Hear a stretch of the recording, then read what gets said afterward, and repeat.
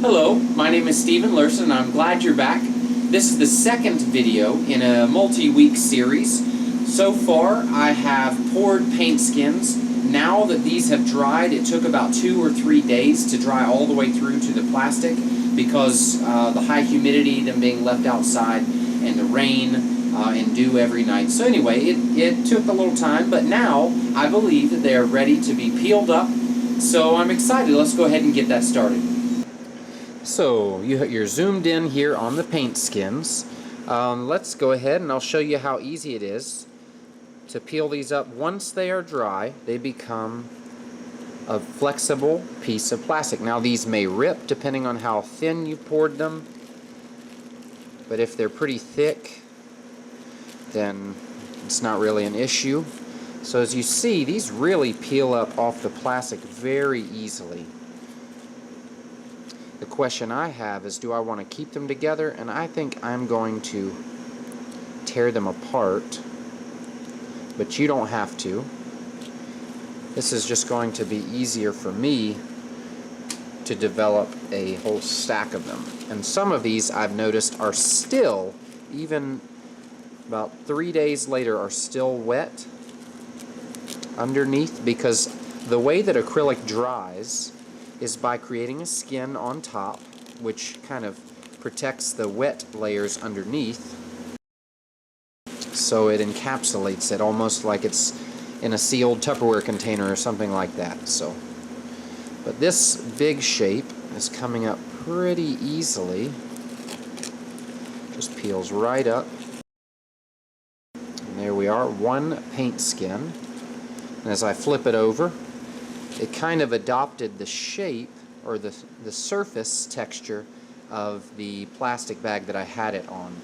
But as you can see, they kind of have nicer, smoother blends underneath and more crisp edges on top.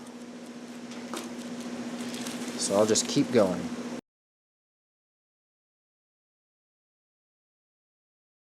There's another one, and I don't know if you can see this or not, but it has an iridescent medium inside it, so it has lots of sparkles.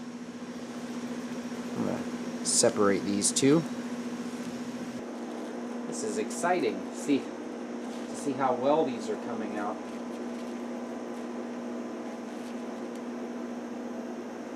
And so, if you can tell, this is an example of one that is somewhat translucent.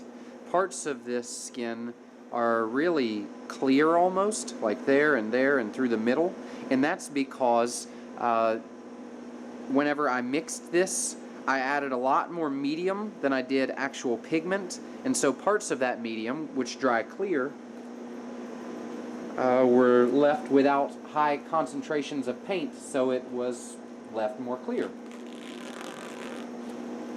Ooh, this one's cool. I'm really curious to see what the back side of this is going to look like, because originally this big area was all purple, and because I had so much water mixed into this white zone, it flowed in and mixed with the others. So let's see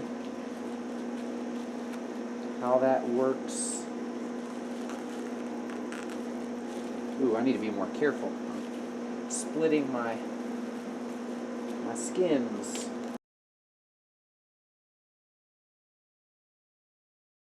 Alright, this one is, wow, nice fade from dark purple to light purple. I like that.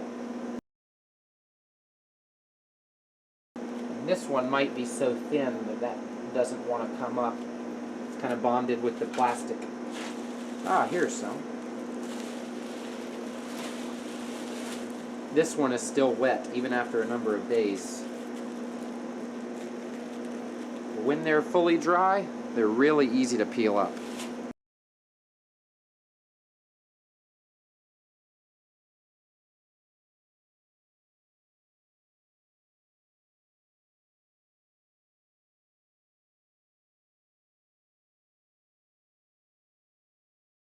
Oh, no! There's a moth that died in there.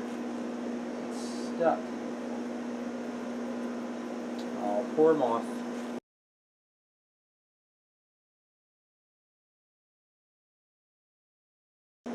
Some of these have, whenever they took longer to dry, which mean they stayed wet for longer, then dust and particles from the air that land in them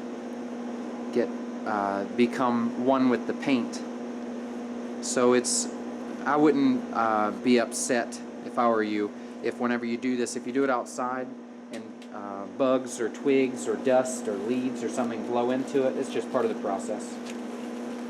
A lot of famous artists through the years have allowed their lives and the things that they did to fall into their paintings. Their hairs, and countless Monet paintings, from the brushes to his own head. In Jackson Pollock paintings, he would allow his cigarette butts to just throw them into the painting. He'd just drop them right in. And that one's still a little bit wet. So with that being said, if you have any that you know are wet, don't stack them with the others for more than a few seconds, because they will glue together.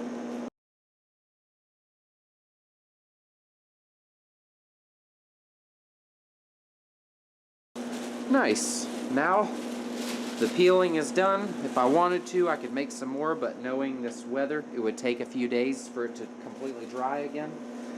With all that being said, air conditioning, if you do this inside, part of the way air conditioners work is that it takes the moisture out of the air.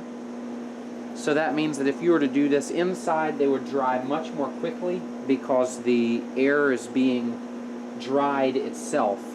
So it kind of sucks the moisture out of everything.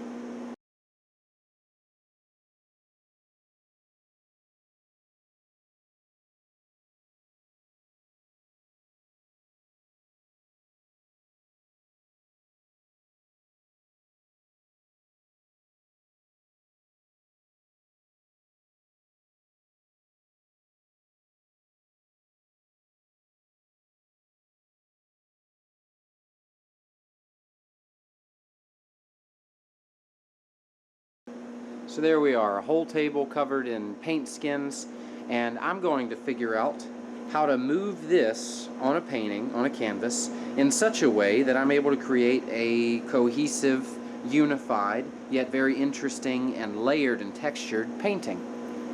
Thank you.